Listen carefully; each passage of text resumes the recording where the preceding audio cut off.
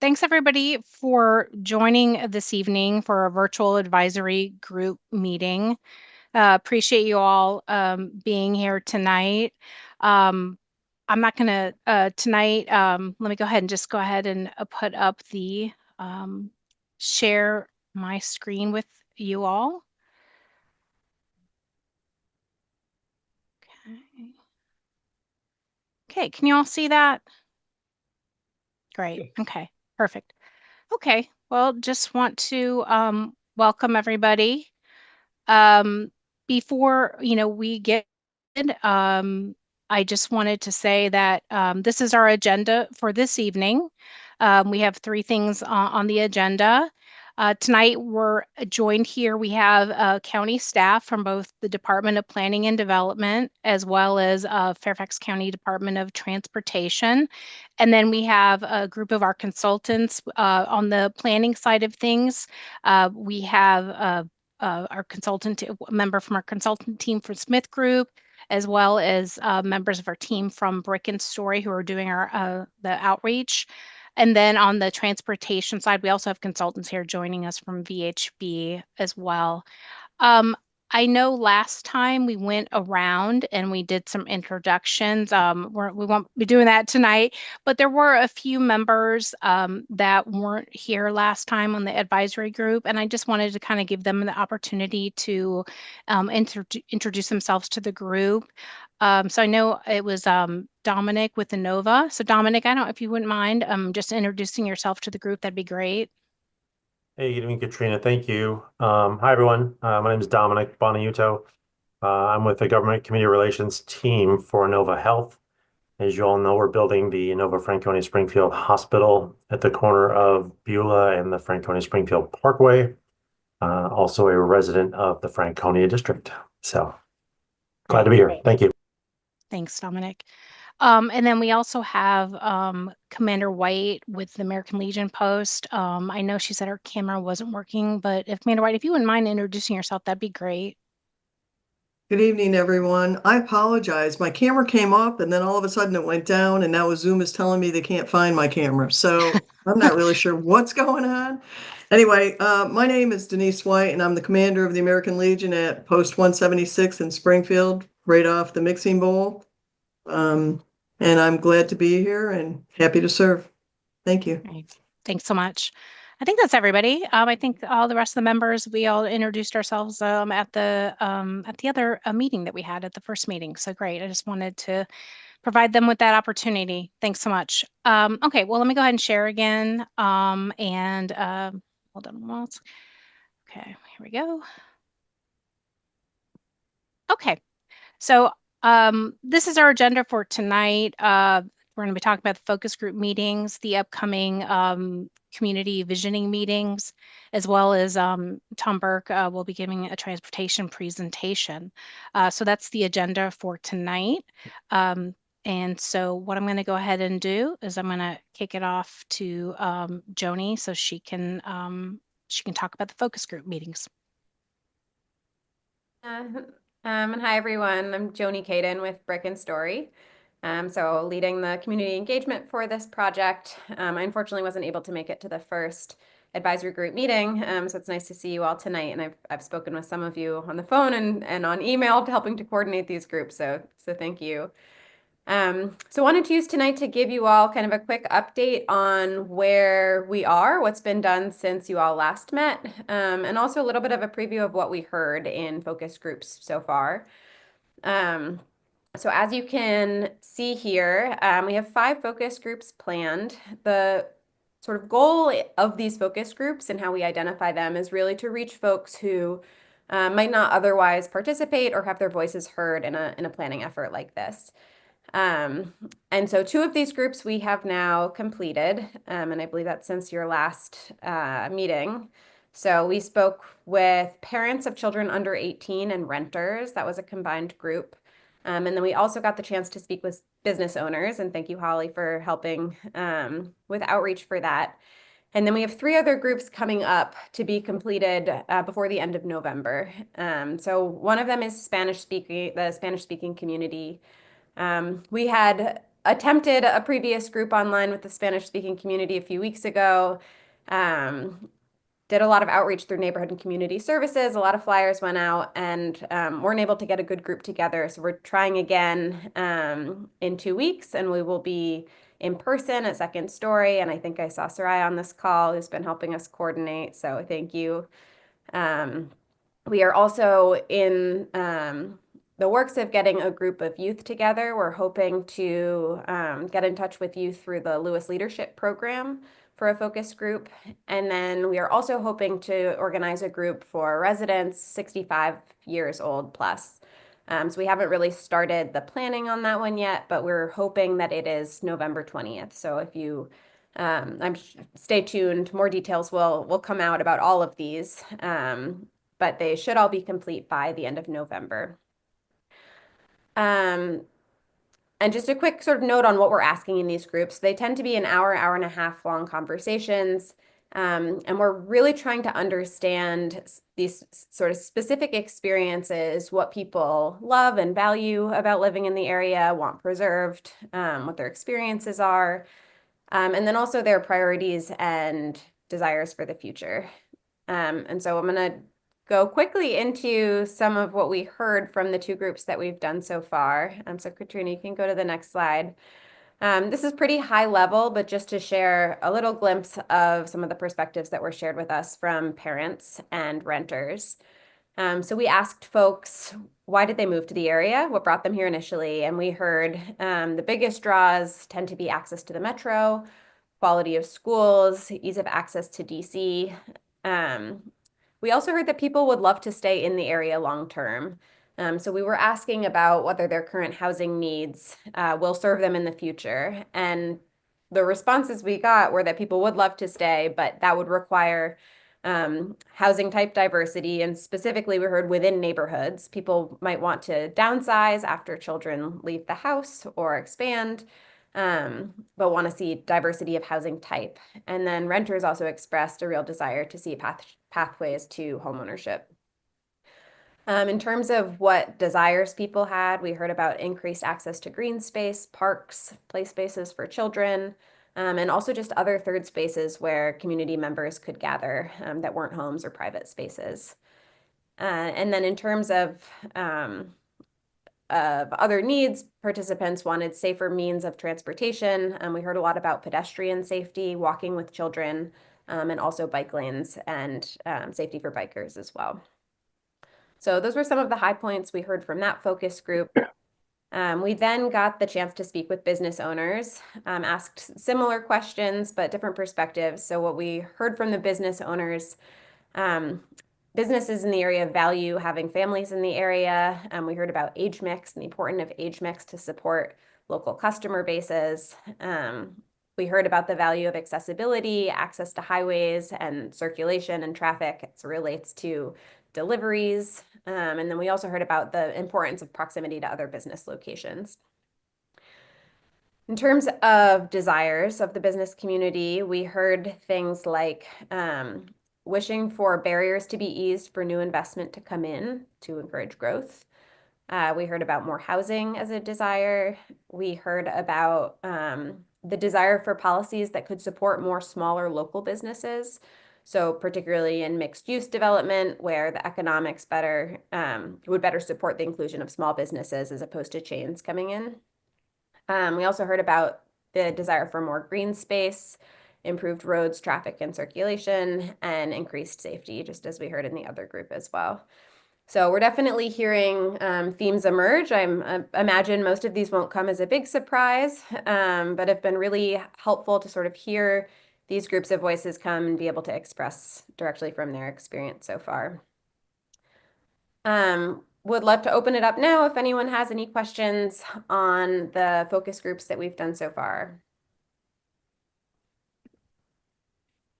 And I think given the structure of this, if you want to just come off mute and ask a question verbally, you can feel free to do so.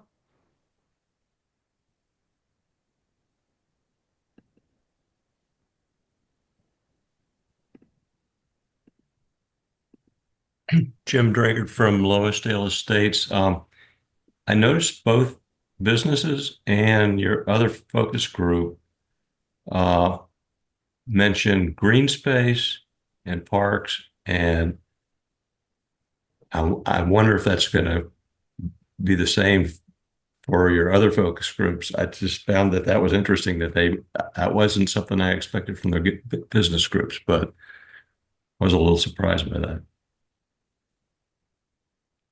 I remember specifically in the business group, one context that came up in was visibility. So having the ability to be out in a public space and, organize an exercise class for a local gym, being able to actually visibly be outside to then be able to draw people into businesses was one context that came up in. But appreciate your comment. Okay.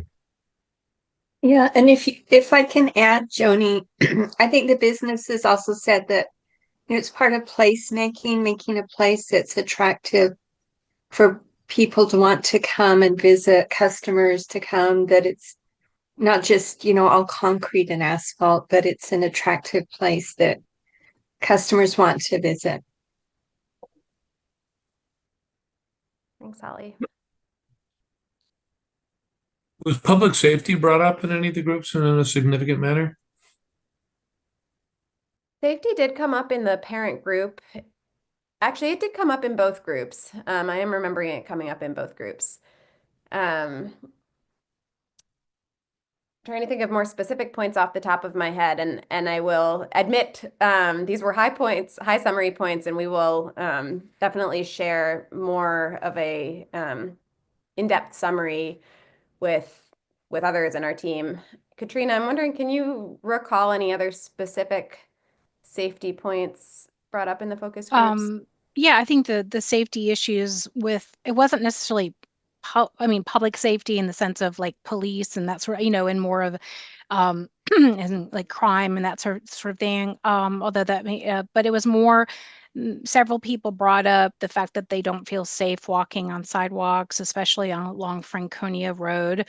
That was brought up by several people, or kind of just walking throughout the area. That was really what a lot, and that I think came up a lot in the parent renter focus group. I'm trying to remember the safety issues. Well, I think one of the members in the business owners group actually also was an avid biker. He biked to work every day. He owns a business there, and so I think he was talking about safety in the same manner. And crosswalks. Crosswalks, yeah.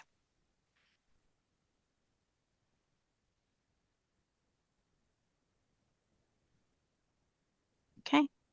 Any other questions? Sorry, Joan, but okay. Great. Well, like Joni mentioned, we're going to have several more focus groups. So, that information will also be shared as well. So great. Thank you, Joni. Appreciate it. Okay. Let me go ahead and then we're going to have Nick go next. Let me just go ahead and share my share the presentation again. Give me 1 second here.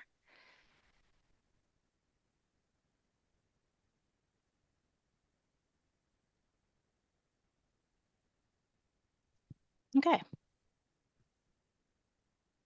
All right. Thanks, Katrina. Sure. Thanks. Hi, everybody. I'm Nick Martinazzi. I'm with Smith Group, the planning consultants on the project. So we have been working hard towards our first visioning meeting, which is going to be Saturday, November 8th. It's going to be 10 a.m. to noon at the Lewis High School cafeteria. And this is going to be an in-person open house style visioning meeting. So the purpose of this first visioning meeting is really to understand what the community's vision is for the area. And this will really help inform us, obviously, as we start to develop some of these scenarios following this. So when we say open house style, kind of think, you can look at this nice diagram here on the right, but kind of think something like a museum where you're walking through and being guided to different stations. So there's going to be 6 total stations, and these stations will be made up of boards, and there will be 2 informal stations. So that first station that you see once you go into the check-in and check-out area is project information. So there will be some boards that explain the background of the project and the context and all that. And then the second informal station will be the existing conditions. So that's where we'll have, boards with our maps of all the existing condition analysis that we did. I think we showed you some of that, and we showed that in the first community meeting as well. So we'll have those there physically.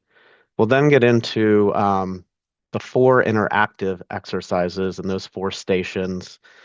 So that first interactive stations, and they're interactive in ways where you'll be placing dots and sticky notes in different scenarios to help share your thoughts and opinions. So that first station will be the vision statement and guiding principles exercise.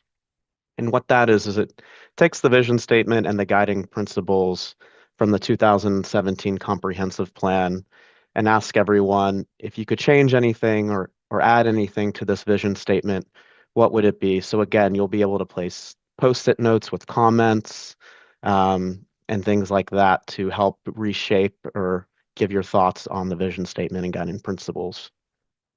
The second interactive exercise will be a PET exercise. And this stands for preserve, enhance, and transform. So there'll be maps of the Franconia-Springfield area. And what we're asking on these boards are, exactly what it's called, right? What will you preserve? What would you want to enhance? And what would you want to transform? So are there spaces that are really important, need to stay? Are there spaces that, people really like but could use a little bit of work? Or are there spaces that, really need to transform? So those will be in a map format. And again, you'll have, dots and sticky notes where you can add your thoughts. And then the third station will be a visioning exercise.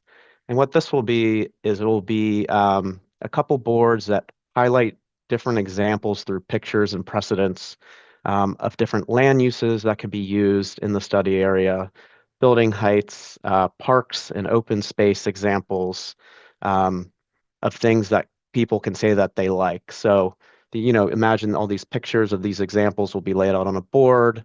We'll be giving everybody some sticky dots, and they could, in a way, vote, right, for the things that they like or want to see in the study area. And then that fourth and last interactive station will be the connectivity exercise. So again, this will be a map style format. And what we'll be asking people is, where are you coming from and where are you going? So this does a couple things. It allows us to see routes people are taking. It allows us to understand, a lot of the destinations people are going to. And then we'll also be asking their means of getting to that destination. So car, bus, metro rail, walking, etc. And then that will conclude all the stations, and you'll check in where you checked out. And then I should add, at all these stations, we will have county staff and consultant staff. So we'll be there to talk with everybody and discuss, all these different visions and ideas at each of the exercises and each of the informal stations. So there'll be plenty of opportunities to talk with the staff as well. All right, I think we can go to the next slide. And then if you're unable to join us for that in-person open house, we will also be doing this virtually with a follow-up survey.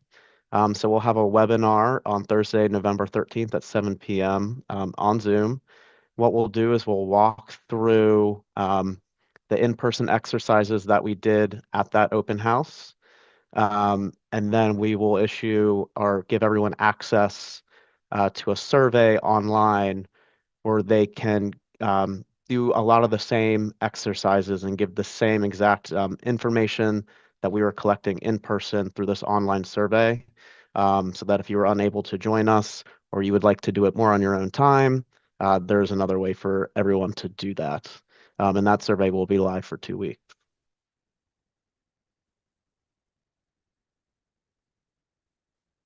All right. So that's coming up quick, but we're excited for it.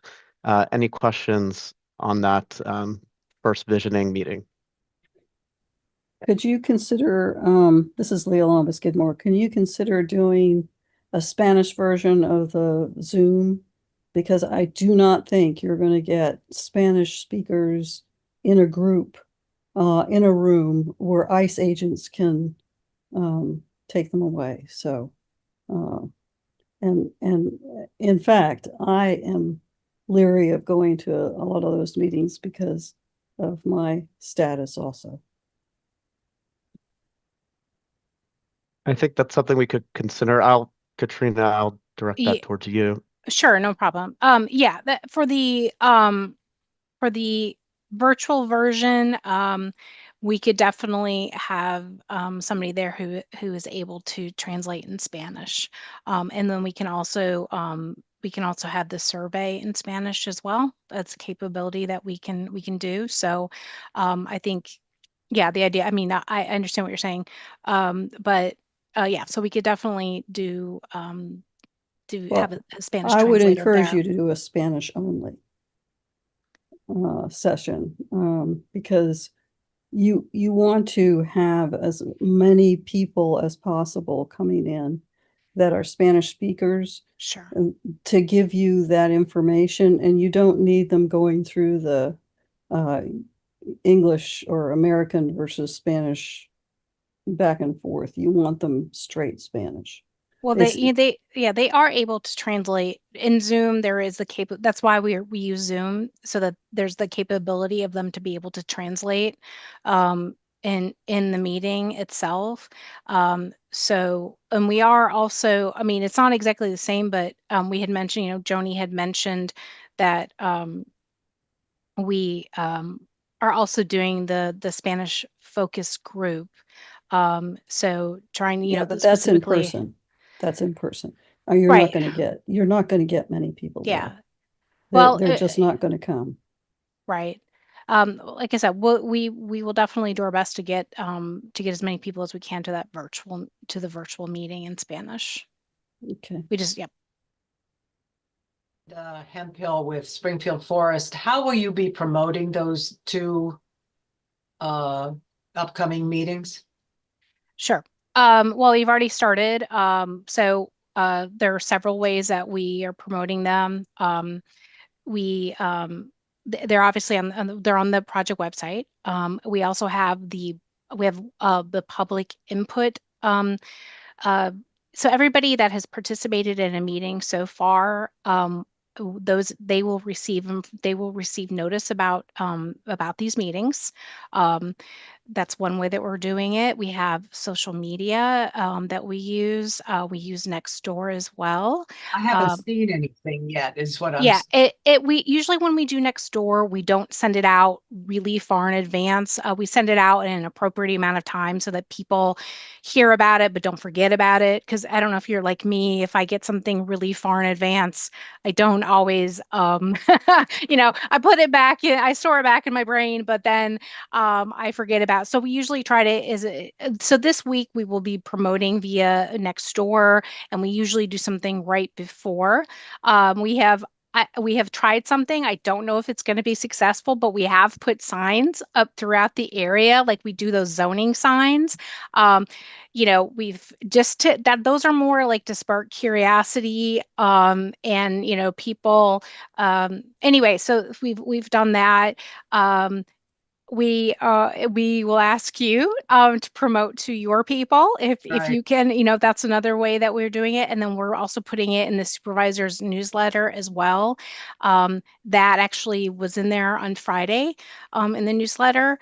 Trying to think of if I'm missing anything else. Yeah, those are the means by, and I also will be, giving the NCS will probably also be helping us to get out to their network as well of folks. Okay. So that's how we promote it. It's too big of an area to do a mailing, so. Good evening. I am Yes. Soraya Borja with Second Story. I was wondering if you will be able to offer transportation to go to the event, and also just in case childcare. Yeah, we had talked, I will have to, being that it was an open house, there were some, um, I will check with NCS. We hadn't planned on providing dedicated childcare just because of the open house format of it, because it's people can drop in and drop out, you know, so they can come in and stay for a short time, or you know, take their time. If it were more of a traditional kind of you know, okay, we're going to give a long presentation and then people have to, you know, we typically have, I can ask regarding transportation though, for the event. We hadn't actually advertised it with transportation, but that's something I can look at. Thank you. Sure.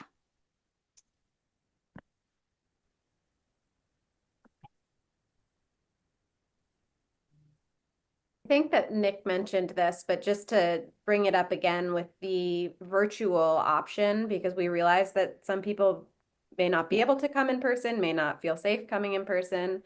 There will be a live virtual session so people can join and ask questions live, but it will also be online for 2 weeks or some period of time so people can do it on their own time. And the hope is that we are providing enough options so that people will be able to join and give input and have access to the same material in some way or another. So hopefully that at least that period of time provides more than one way of them joining live, but also doing it on their own time as well. Yeah, that was the other reason, because we had those two options. Thanks, Joni. So, okay. Any other questions? Okay.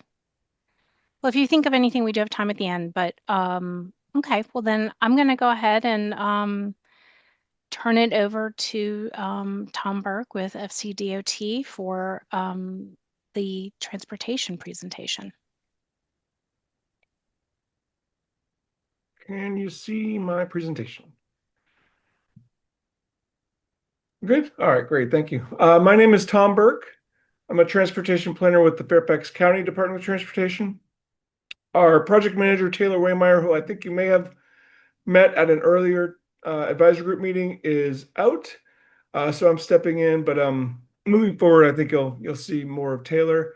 And John King is also here. And I think Katrina mentioned Michelle and Mike from our consultant firm, VHB, are also here for the Q&A if you guys ask some tough questions. But I'm here tonight to just go over the multimodal transportation analysis. The Department of Transportation provides support to the Department of Planning and Development with these area plans. We do the transportation analysis, and we help to form the transportation vision side, while DPD and the advisory group, you guys are working on land uses. We basically plug those land uses into our models, and we can tell you whether it's going to work good or work poorly, etc. But it's a long process, but and there's a lot of material here, so I'm going to try to cover it in about a half hour so that we have a half hour for Q&A. But as you probably learned at an earlier meeting, we're studying the CBC, which is mostly on the Community Business Center, which is mostly on the west side of I-95, as well as the transit station area, which is on the east side in yellow. It's a pretty large area with a lot of transportation elements to it. So we're looking forward to really digging in and making some decisions on what we want the transportation network and system to evolve. We'll be going over existing conditions and current plans.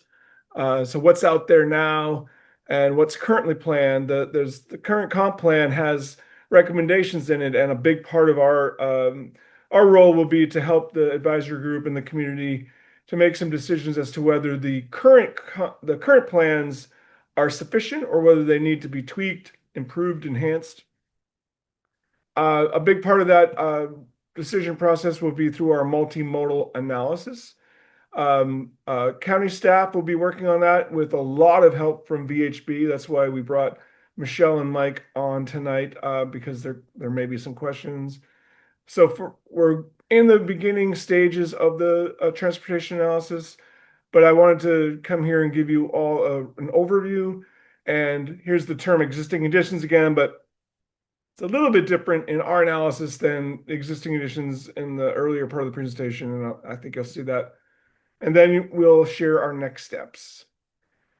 So the first thing we wanted to do is go over existing conditions and current plans. Big part of the multimodal analysis, we're not focused on automobiles only. Automobiles obviously are part of our assessment. We want to make sure that cars and trucks and other vehicles, motorized vehicles, are moving, flowing sufficiently. But we also want to make sure that we're providing adequate multimodal options. And currently, the trail network, I think this is the Cross County Trail on the west side of our study area that comes down and then intersects with I believe it's called the Fairfax County Parkway Trail, even though this is the Franconia-Springfield Parkway, but because they kind of were built in sequence back in the 80s and 90s, I think it just adopted the name, the Fairfax County Parkway Trail, but that's what runs along the Franconia-Springfield Parkway. We have a countywide trails plan map that is it's a component of the comprehensive plan. These red dashed lines are major paved trails. The really thick dashed lines are major regional trails. So that's the one that you'll see along the parkway. The lesser dashed lines are major paved trails that are probably 8 to 10 feet in width. So, and these were planned decades ago, to be honest. Our trails plan has been around since the 70s. These recommendations aren't all from the 1970s, but a lot of them do go back pretty far. So you'll see recommendations on Loisdale, Frontier, Commerce, Amherst, Backlick. Basically, there's been a vision for a connected trail network in Springfield for a while, and we're gonna get into that with our analysis, and we're gonna help to make some decisions as to whether this network of trails needs to be supplemented, enhanced in any way. We'll definitely be getting some input from the advisory group and the public. This is the bicycle map. The Fairfax County bicycle map. These are facilities that range from trails like along the Franconia-Springfield Parkway. A lot of them are on-road facilities. The green and blue are higher comfort or more comfortable conditions. The orange and gray are lesser. So you can see a lot of the orange and gray in the CBC and the TSA. So a big part of our objective with our multimodal transportation assessment will be to come up with some better recommendations, perhaps. And I'll get into especially bicycle. This is the bicycle master plan. It was adopted in 2014, 2015 timeframe. It's been 10 years since it's been adopted. And to be honest with you, 10 years ago, there was an idea that on-road bike lanes were a great thing. And they are still a great thing in the right context. These blue dash lines are on-road bike lanes. And you can see we've got them on Old Keene Mill. We've got them on Franconia Road, on Loisdale. And over the past 10 years, the thinking on bicycle facilities has evolved. And when there's multiple lanes, high volumes, high speeds, the current thinking is we need to get bicycles off onto parallel facilities like shared use paths and trails. So this is definitely going to be a point of a decision point, I should say. Through our process, we'll be coming back to the advisor group and the public to make some decisions as to whether we want to maintain these on-road bicycle facility recommendations or whether we should shift a lot of these on-road bicycle lane facilities onto off-road and buffered or separated bicycle facilities that are a lot more comfortable and lower stress for the cyclist. We want to plan for ages 8 to 80, as they say. We don't want to plan for the professional cyclists that really don't mind getting out there on the high speed, high volume roadways. I don't mean any offense by this, but you see a lot of them wearing the lycra or spandex outfits. Those are the professionals for the most part, and they probably don't mind getting out there on the high speed, high volume roads. But we want to plan for all ages. So we're going to be taking a really close look at our bicycle master plan and how it might or should be replanned as part of this effort. Transit, obviously, we've got the Metro Rail and VRE station in the TSA. So there's a lot of bus routes, mostly Fairfax connector routes. There might be a Metro bus route. They all look like, I'm looking at the numbers and they look mostly like Fairfax connector routes. A lot of them come through the Metro station and the new commuter garage on Old Keene Mill at the CBC over by Commerce, where the P is. We're going to be looking at the transit as well. We want feedback from the community and the advisory group as to whether everyone thinks that the transit system is providing the connectivity that they want, or whether we need to potentially look at some improvements to connecting transit through within Springfield and to the region. And then getting to the cars. Cars are not, I don't want to make anyone think that we're not thinking about cars. Cars are definitely part of it. Cars are very important in the region, but we do also emphasize or not prioritize, but we emphasize other modes, especially in these areas, and I'll get into that a little bit later. But the darker purple are the roads that have the higher volumes. These are average annual daily traffic. Their volumes are collected by VDOT on an annual basis. So you can see the really thick lines are 50,000 to 200,000 plus. That's I-95. But then also you can see Old Keene Mill and Franconia and the Franconia-Springfield Parkway, even Frontier Drive, Backlick. These roads carry a lot of volumes. They're in the 20 to 50,000 daily. The orange and the yellow lines represent lower volume roadways. They're still important though. The Commerce is still very important. That provides a connection between the CBC and the TSA. Loisdale, Spring Mall Road. These are roads that are lower volume, but still very important to plan for them appropriately. In terms of what roadway and what infrastructure capital projects are ongoing in the area, the commuter garage was recently completed. We've got some trail projects, I believe. We've got like Cumberland Road at the top of the CBC. There's a bike ped project up there. We have Old Keene Mill bike shoulders coming in here, the orange dash line. So there are some projects that are underway, recently completed, that are trying to bring the transportation network up to speed for the folks here in Springfield. But this plan amendment is an opportunity to maybe make some different recommendations based on current thinking. And so I'm looking forward to getting a lot of feedback from the community and the advisory group as to what direction we want to go. And this is a big part too. This is the transportation plan map. The comprehensive plan has a trails plan. It has a bicycle plan. I shared those two things. And it has a transportation plan, which is focused on the roads. And this is where planned or recommended improvements to the comp plan or to the transportation network are included in the comp plan. And there's some interesting, I don't know if I can zoom in. The CBC, I mean, there's interesting parts in both the CBC and the TSA. But you can see Old Keene Mill is planned for 6 lanes. And you can see that a second bridge span, and this is probably going to be one of the more interesting conversations with the advisory group and the community. Amherst is the existing bridge over Old Keene Mill. The comp plan decades ago, well, I don't know if it came in 2010. It could have come in the late 2000s, the 20aughts. But there's a second bridge planned in the comp plan in the Backlick Road alignment. And the plan is to carry that. There's an existing one-way pair in the north side of the CBC where Backlick is the northbound traffic, Amherst is the southbound traffic.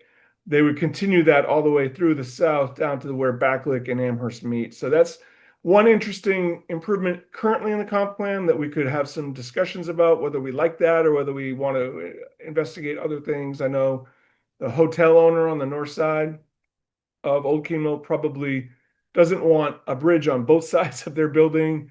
It would mess with their access as well. But we kind of started the discussion when we had a plan amendment recently on Springfield Boulevard. But this plan amendment or this area plan will give us an opportunity to perhaps talk about it a lot more. And there's a lot of these orange dash lines around the Fairfax Springfield Mall, or the town center as it was called when it was rezoned. It was rezoned in 2009 with a lot of ideas for filling in the parking lots with residential and mixed use. A lot of that hasn't happened yet, although I think there is a project that has gotten up and running on the corner of Loisdale and Spring Mall. But these orange lines are grids of streets that we could have some conversations about. They have them through where the TSA is and the GSA warehouse is. So and this blue line is the Frontier Drive extension, which I think some of you are probably aware of.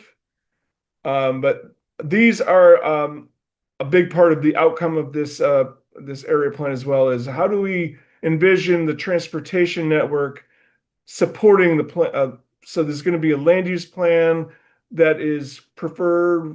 You all are going to help develop the land use vision, and then we're going to help put the transportation recommendations in place that will support that land use vision. Oh, ooh, I knew that would happen. Sorry, give me 1 second.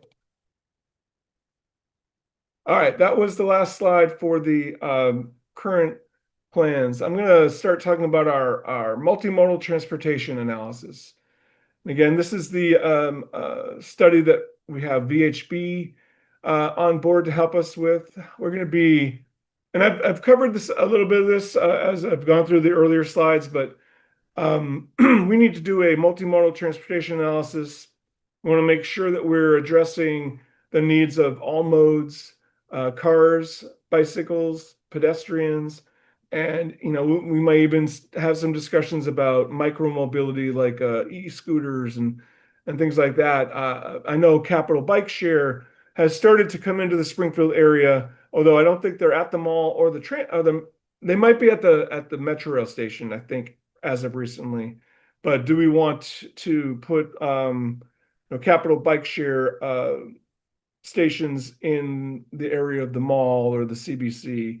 Maybe those are some discussions that we can have as well. But we want to talk about roads, active transportation, which is bicycle, pedestrian, things like that. Transit. Is there any way to improve how the coverage of transit in the area gets people around? And then we want to also address safety, make sure that we're addressing any existing safety issues or safety issues that might arise based on current plans. Maybe we make some tweaks to improve that. So in terms of the existing conditions for our study, which is underway, we're anticipating completing our existing conditions analysis around 2025. But we're looking at existing sidewalk coverage, bicycle facilities, bus routes, arterial, the roadway network, and the crash. We're collecting 7, I believe, years of crash data, 7 or 8, so that we can identify where hotspots are. And we're going to provide some graphics on these elements as well. Once we're done with the existing conditions, this is where it gets interesting. The current comprehensive plan has a certain land use envisioned with it, whether it's mostly commercial or residential or office. It's already baked into the current comp plan, and what Supervisor Lusk has assembled this this advisory group to do is to look at that land use vision and see if there's any tweaks that we should make to make Springfield maybe more in line with current what people currently would like to see. And but before we look at that preferred land use, we look at what's in the current plan. We look at the current recommendations for bikes and peds and the arterial, and we look at what things might look like in terms of operations. I don't know if anyone's heard of the term level of service. it's like a measure that we assign to roads and intersections based on intersections. It's based on the average amount of delay that you might have when you're sitting at a red light.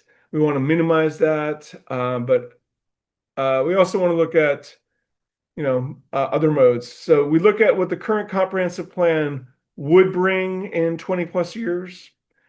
And then we look at we take the preferred land use that the advisory group and the community develops in concert with the Department of Planning and Development.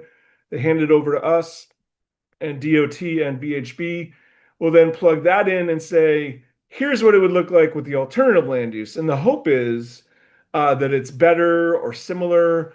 We don't really want to make things worse, but sometimes you make things worse because you're making more, you're doing the placemaking, you're making Springfield more of an attractive place, not only to live but work and do, our ultimate goal really is to create a place where people can live, work, and play. You've probably heard that phrase before, but that shortens trips and it reduces trips on the network. People don't have to travel as far.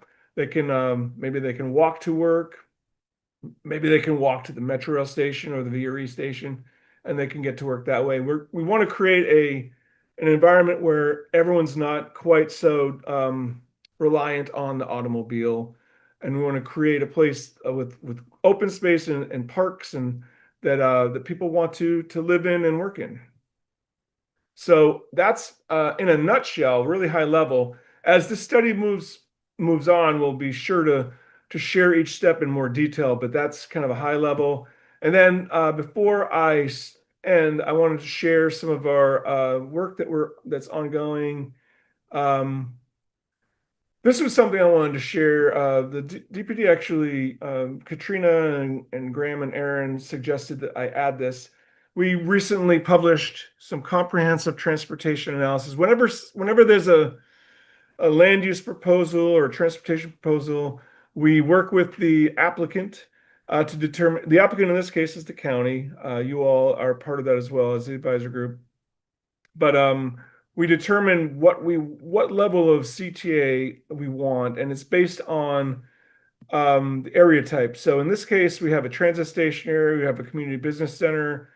So as you can see, we are focused on bikes, peds, and transit. It's not to say, again, I keep repeating this and I apologize to be redundant, but we are also interested in making sure that automobiles are not bogged down and too congested.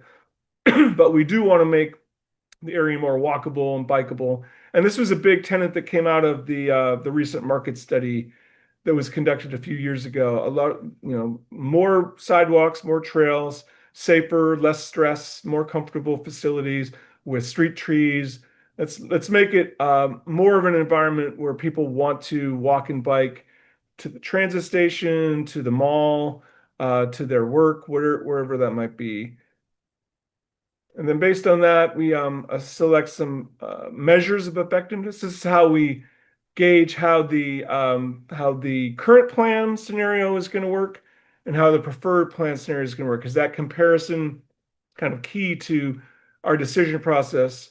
Do we want to make the change if it's getting a lot worse, or maybe it's getting better and it's an obvious choice? But we look at pedestrian level of comfort and delay. We want to make sure that people aren't waiting, too long at the pedestrian signals and crosswalks to cross.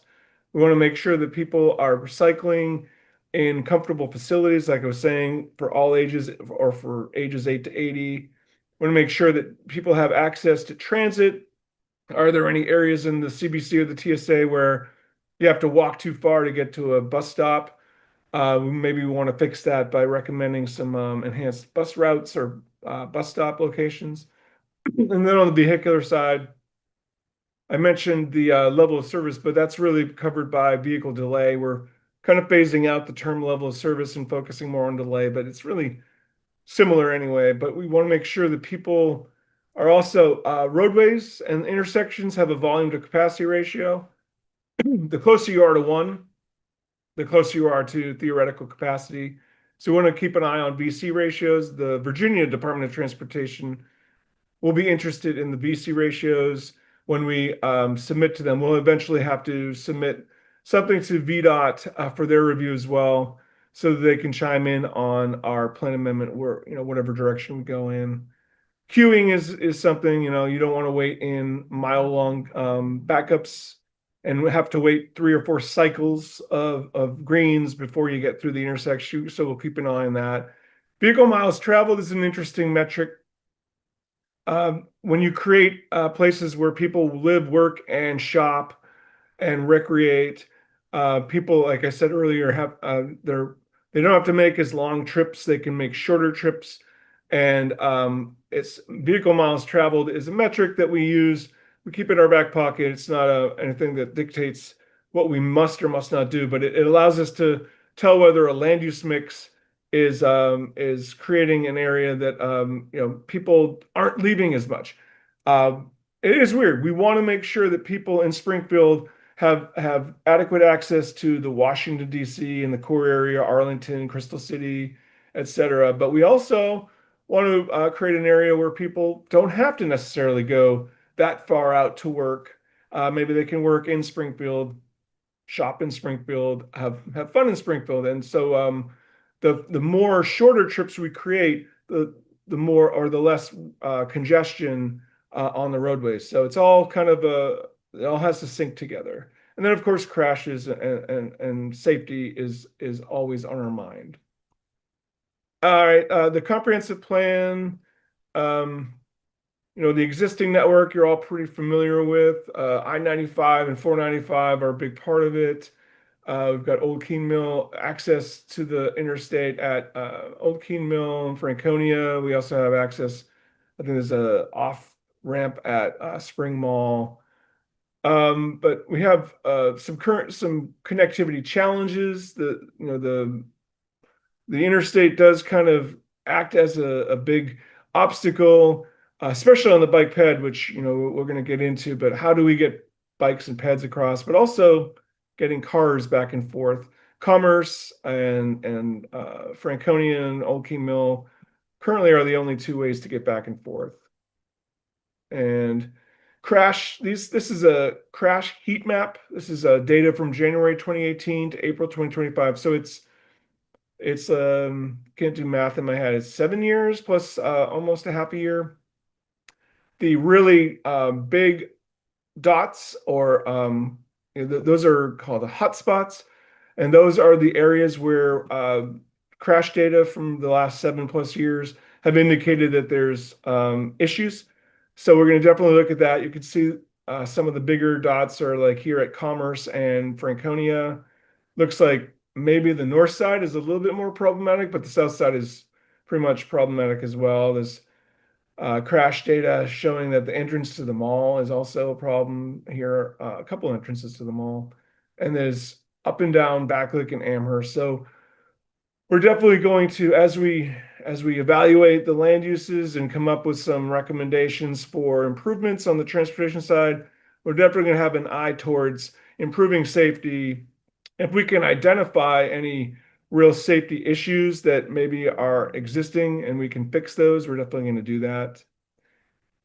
And these are the pedestrian crashes, which I believe also include bicycles. The red are the fatalities. This is, again, over the last 7+ years.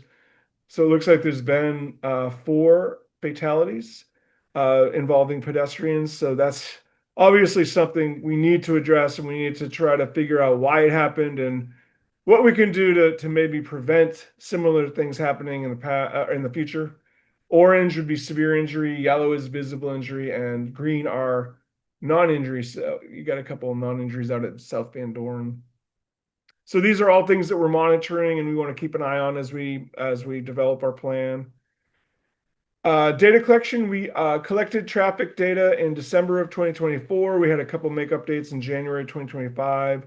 So that's going to be the basis of our analysis, our operational analysis. We collected AM and PM peak data. We also did for all the intersections, which I'll show you in a second. We'll have turning movements, throughs, lefts and rights.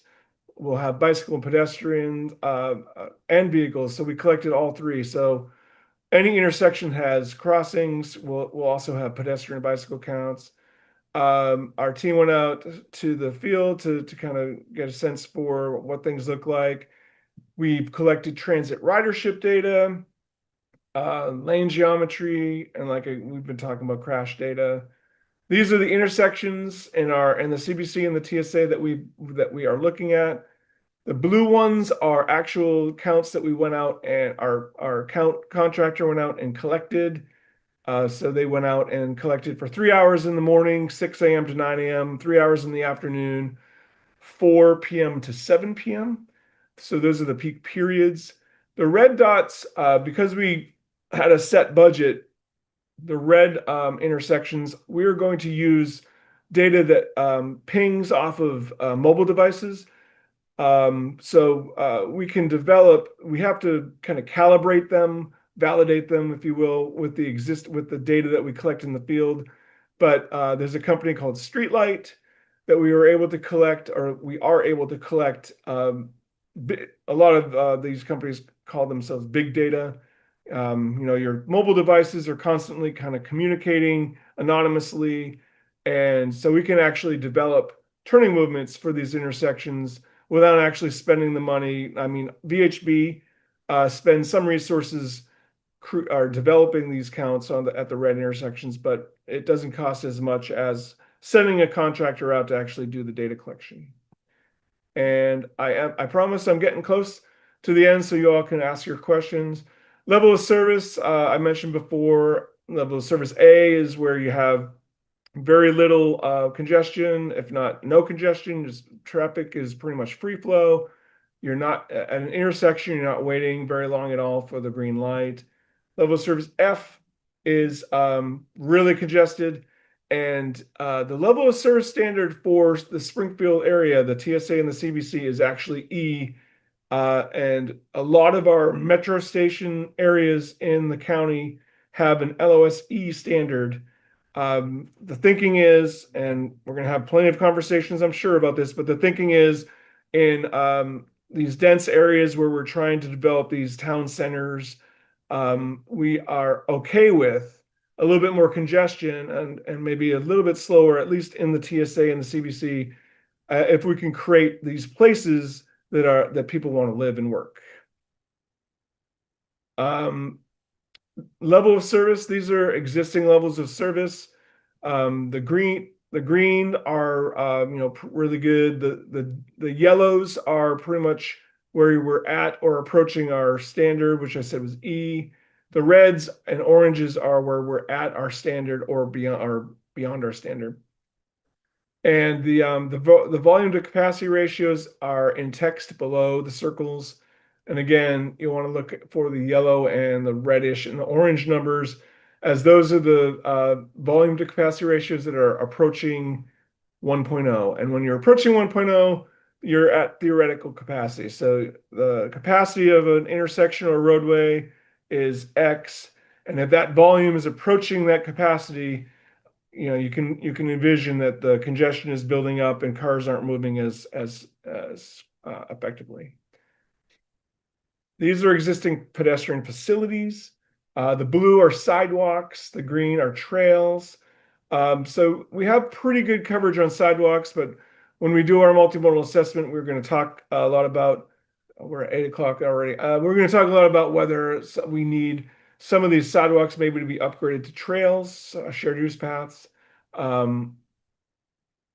Pedestrian level of comfort is a metric that I should have mentioned, but I think I actually skipped over. I apologize. But pedestrian level of comfort is when you're walking down a street on a sidewalk and that sidewalk is right up against the road and that road has 2 or 3 lanes going in each direction at 50 miles an hour, the pedestrian has a facility to walk on, but they're not feeling very comfortable. So the pedestrian level of comfort factors the width of the pathway.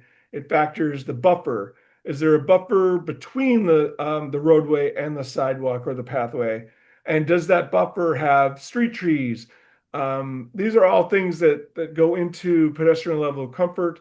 And we're going to be talking a lot about which facilities maybe we need to create wider pathways with wider buffers and street trees in order to make people feel more comfortable walking through the study area. This is a existing conditions of the pedestrian level of comfort. So you can see we typically want to have a PLOC of 1 or 2, which is green or blue. But you can see that there's mostly orange and yellow, which are not really satisfactory PLOC scores. You can see there's a little bit on bland in the CBC, and red is actually where there's no pathway at all. So if you see red, there's totally missing. But there is Cumberland. I think I mentioned that there is an ongoing bike ped project. So hopefully we'll be fixing Cumberland, but we'll be identifying all these gaps in the system where we need to perhaps plan for better facilities. And then I can do bicycles really quickly. These are existing bicycle facilities. Blue are bike lanes like on Beulah and Commerce. And then there's bike shoulders, which is light blue. The purple is climbing lanes. But as you can see, most of the facilities for cyclists in Springfield are on road. And as I talked about earlier, that's probably stopping a lot of people from actually bicycling in the area. If we had a better network of shared use paths where people could walk and cycle together, I think we'd have a better situation. Bicycle level of stress is a metric that we use. It's similar to pedestrian level of comfort, but it's more of a level of stress. And again, it's the type of facility. Is it separated? How wide is the street? What's the speed of the traffic on the street? So there's a lot of different factors that go into the level of traffic stress. And again, we want to aim for a 1 or a 2. And as you can see, we're mostly at the orange and red, which are 3 and 4. So we've got our work cut out for us. We want to make bicycling and walking more attractive in Springfield. And so we'll be making some recommendations to hopefully address that. Transit routes, this is kind of similar to the map that I already showed earlier. There's a lot of bus routes that serve Springfield, but we want to know if anyone feels like there's any specific areas that are underserved or need better coverage. And then headways. So headways basically mean if the buses come every 15 minutes or less, that's the dark green, so that's good.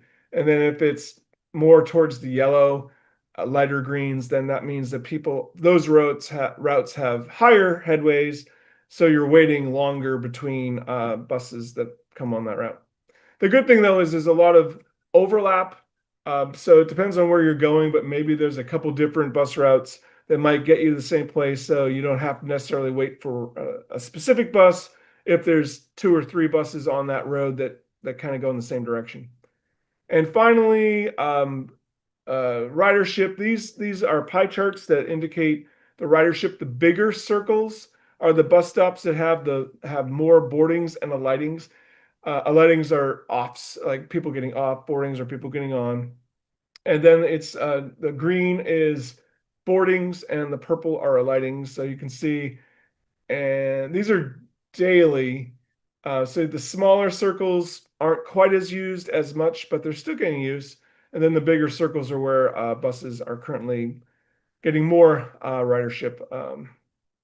So I'm gonna stop at that point. That was a lot of information, but I'd like to open it up for questions if anyone wants to jump in. Dominic. Hey, Tom.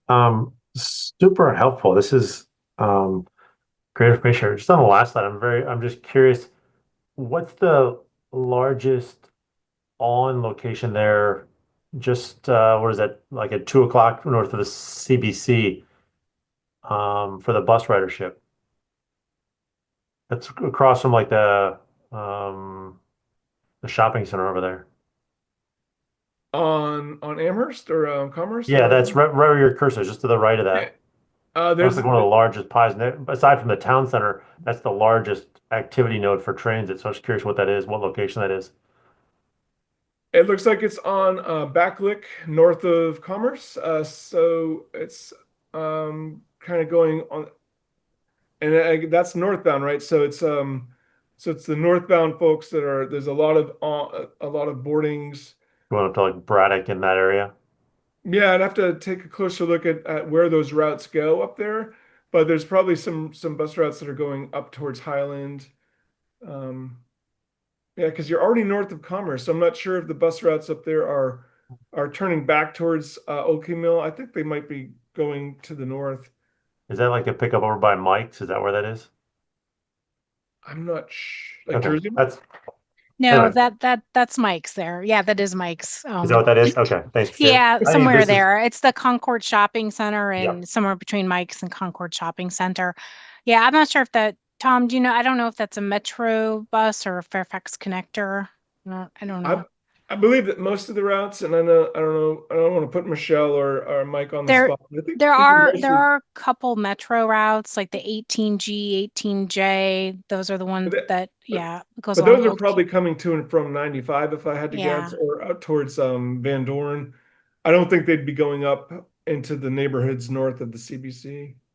Yeah, Tom, I believe there's only two shown here within two stops within the study area.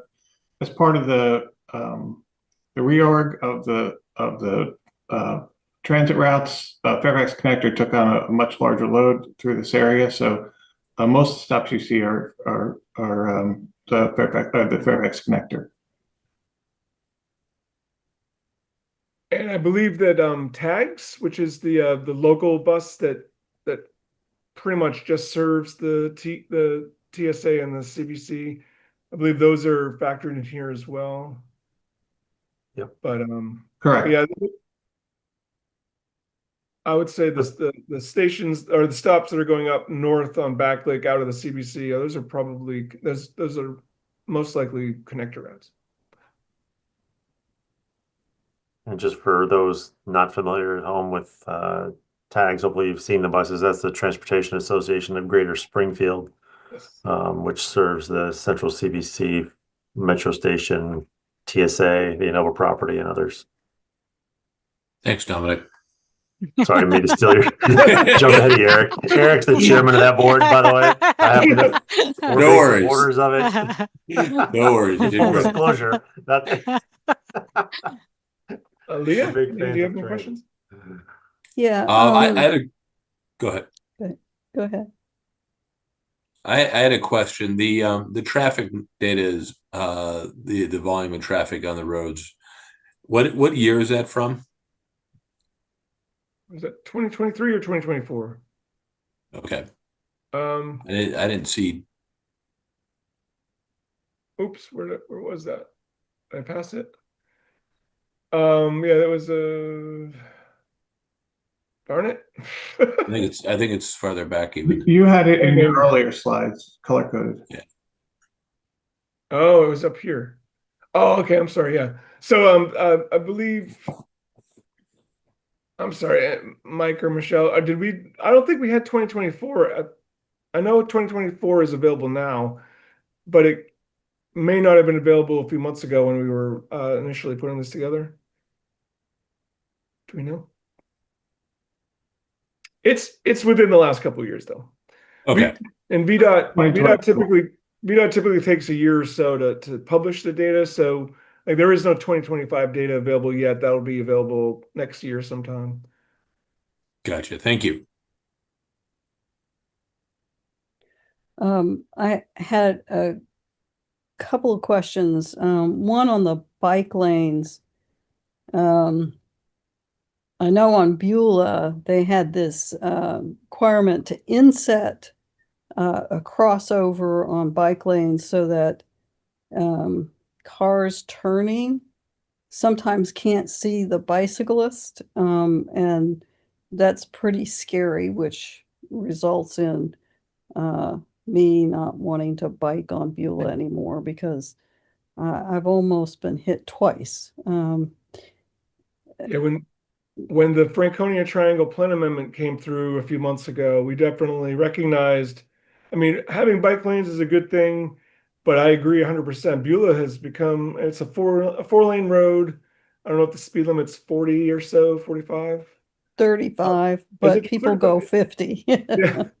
So yeah, And they were on their phones. so They were on their phones. yeah, we definitely want to, as part of that plan amendment, we started the discussion about, I think we had plan text in for that area that we want the separated bicycle facilities, or we want the trails where people can get off the road.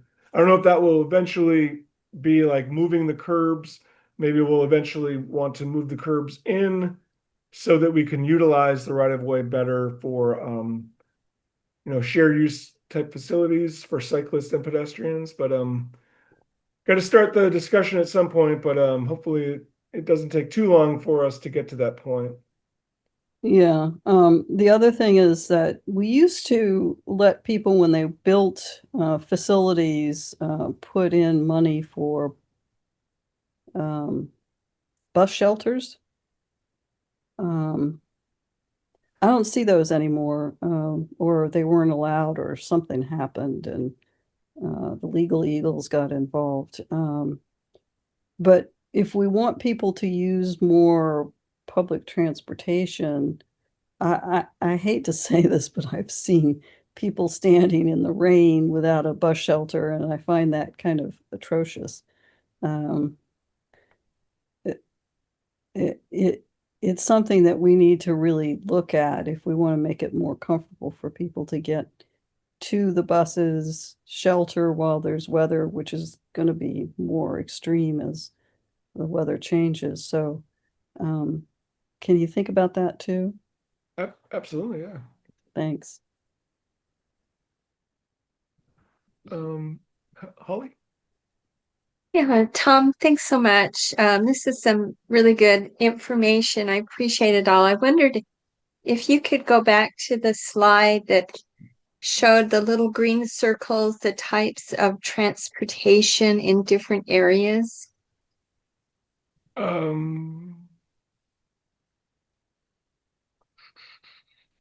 Yes, that was it. You just went past it. There we go, right there. So when you talk about urban centers and the community business centers, and you don't have automobiles in the green, what does that mean? It doesn't mean that we're ignoring the automobiles, but so like when you're out in the suburbs and you're in low density industrial areas, there's not a lot of call for biking and walking. So automobiles are the priority, but these are priorities or emphases, maybe modal emphases is a better word. We're not saying that automobiles are, we're going to sacrifice the drivers so that we can, make biking and walking and transit the only modes that work. We're gonna address all the modes, but when we're in a transit station area, community business center, suburban centers, we want to build up the bike and ped network so that they can walk more, bike more, perhaps to work or to shop, and to get to the transit, the bus stops or the stations, so they can utilize transit. But it's not highlighted, but it doesn't mean that we're going to ignore automobiles. Tom, I guess I would feel better if they were highlighted because I think, we're still very much an automobile centric community, and a lot of people drive to the metro station to get on metro. That's really important that they have good access there, and people come from our suburban communities to use the businesses in the business centers. And so I hope that we're always thinking about how can we be more efficient with our traffic flow and have enough parking for automobiles so that automobiles are part of the whole multimodal emphasis. Agree 100%. I don't know how best to say. It's just that these are the areas that that biking and walking are most effective. So again, it's not like we're ignoring automobiles, but these are the areas where we want to build up and boost bike and ped walkability and bikeability. Just because it goes with the area types. Tom, sorry, Katrina, go ahead. Well, Tom, correct me if I'm wrong, but I think just as an example, when you're looking, and Tom, correct, stop in if I'm saying anything incorrect, but for example, so in these areas, if we're looking at an intersection, and I think in the past, we haven't always taken the pedestrian in mind as much.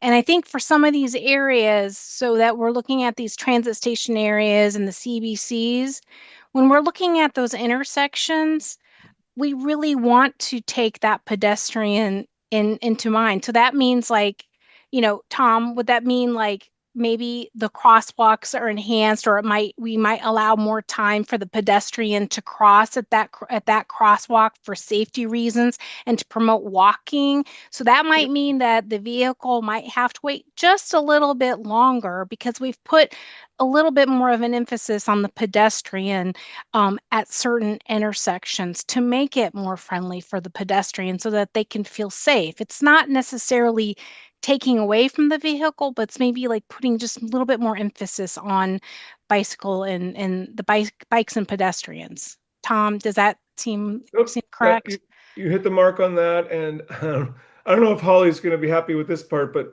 yeah, it might also be a part of it might factor in a decision. We're at the plan stage, so we typically don't we don't put anything in the comp plan that says there shall be a right turn lane or a left turn lane. But right turn lanes and left turn lanes make the crossings longer. So particularly with some of the larger intersections, we may have to get to a decision point where we have to decide whether the automobiles need the extra right turn lane or the pedestrians need a shorter crossing distance. So there might be some of those types of discussions as well. And nothing's predetermined.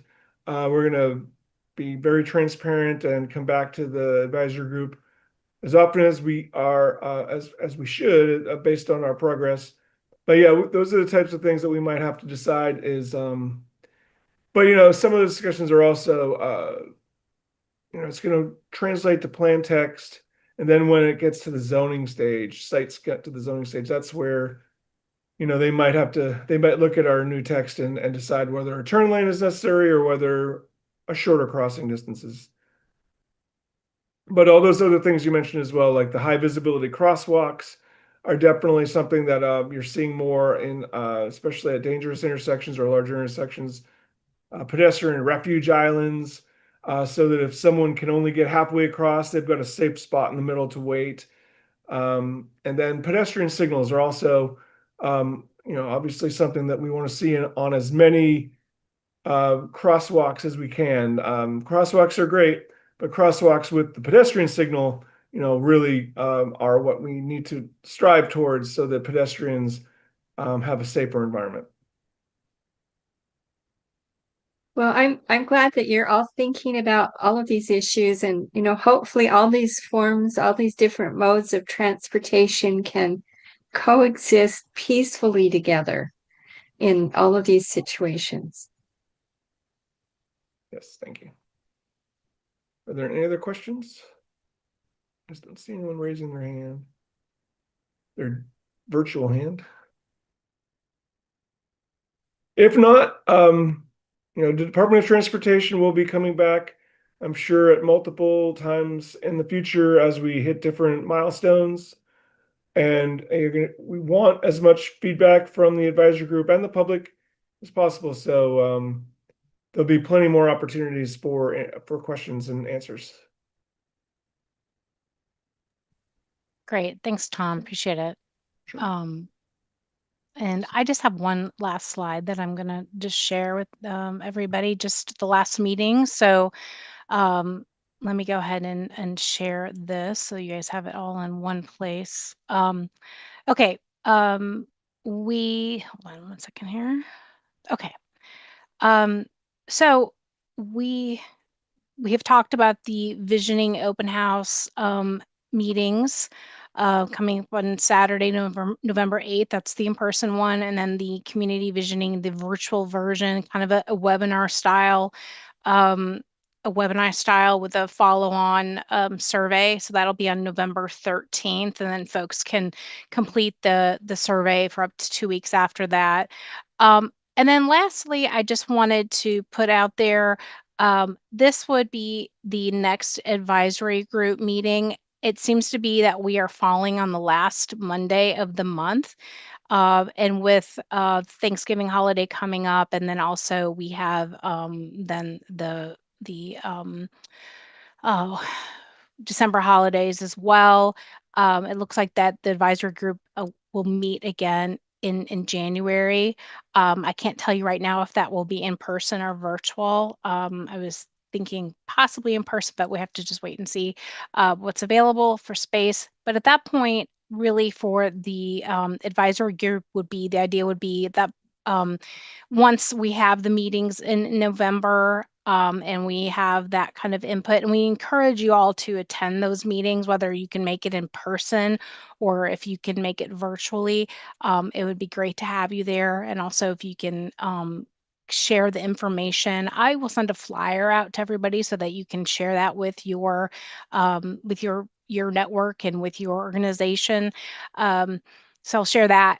But at the next advisory group meeting, we really probably would have the ability for you all to kind of, get the first see of the draft scenarios that are developed as a result of all of these meetings that we're having, and we can discuss those and get your input and feedback on those. So that was the plan for January. So that said, I'm going to go ahead and I'm going to stop sharing. Any last questions that anybody has before we go? Okay. Well, I just want to say thanks to everybody for coming tonight, and thank you for everybody who presented this evening. Appreciate it, and thanks for sharing the information. I did record this meeting, so it will be posted. As well as, again, I'll send an email out to everybody with the flyer for the November meetings. And if you could share that with your groups, that'd be great. Okay. Well, thank you, everybody. And wish everybody a good night.